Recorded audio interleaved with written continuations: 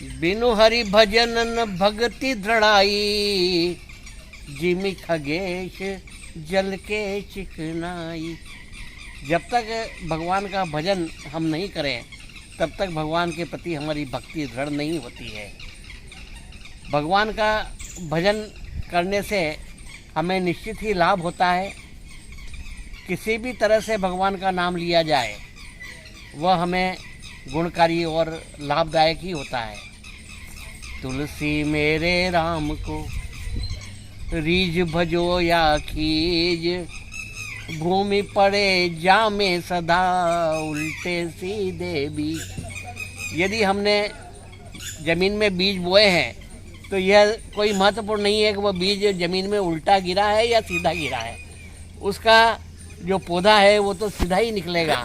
इसलिए यदि आपने राम का नाम प्रेम पूर्वक लिया है या चिढ़ करके लिया है या बेमन से लिया है तो भी उसका लाभ आपको मिलेगा, क्योंकि राम नाम में यह शक्ति है कि वह कभी भी उल्टा नहीं होता है।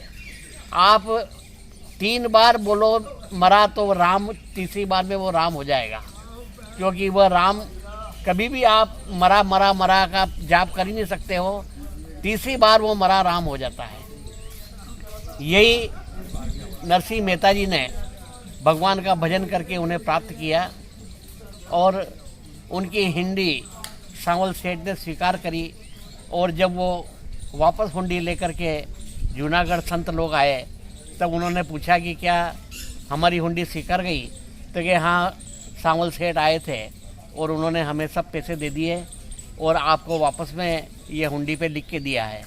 तो उन्होंने पढ़ा कि मेरे पास में पैसे की कमी नहीं है, आपको जब भी ज़रूरत पड़े तब मुझे हुंडी लिख करके भेज देना, आपकी जितनी भी आवश्यकता है उसकी मैं पूर्ति करूँगा।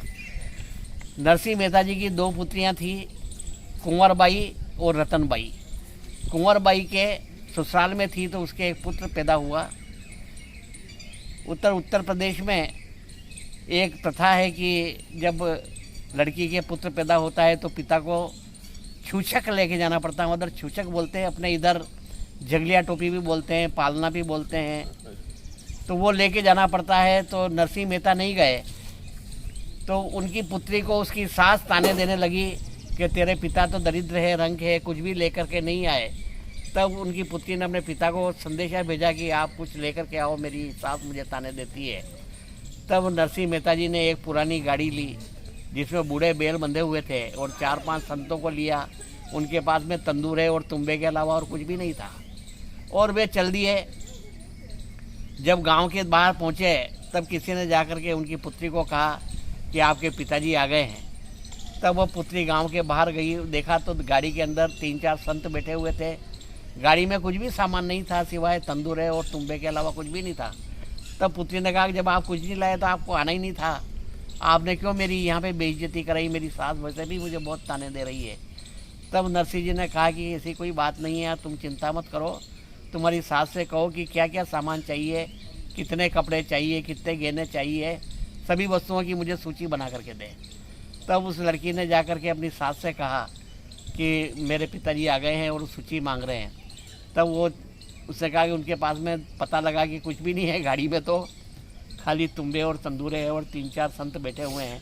तो एक गांव के बाहर एक खंडहर में उनको ठहरा दिया और लंबी चौड़ी सूची बना दी, पूरे गांव के आदमियों के नाम लिख दिए, बच्चों के, इनके सबके कपड़े और गहने चाहिए।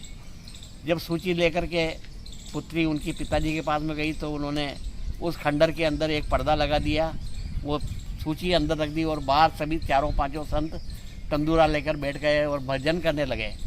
थोड़ी देर में क्या देखते हैं कि पूरा खंडहर जो है वो सामान से भर गया और सभी को नरसिंह मेहता कपड़े और गहने देने लगे और इस प्रकार से सभी की पूर्ति उन्होंने करी।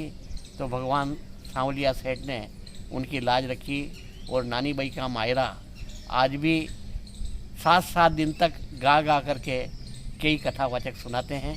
तो इस प्रकार से नरसिंह मेहता की और भी चरित्र है जिनका वर्णन हम अगले सत्र में करेंगे। उस पुत्री का नाम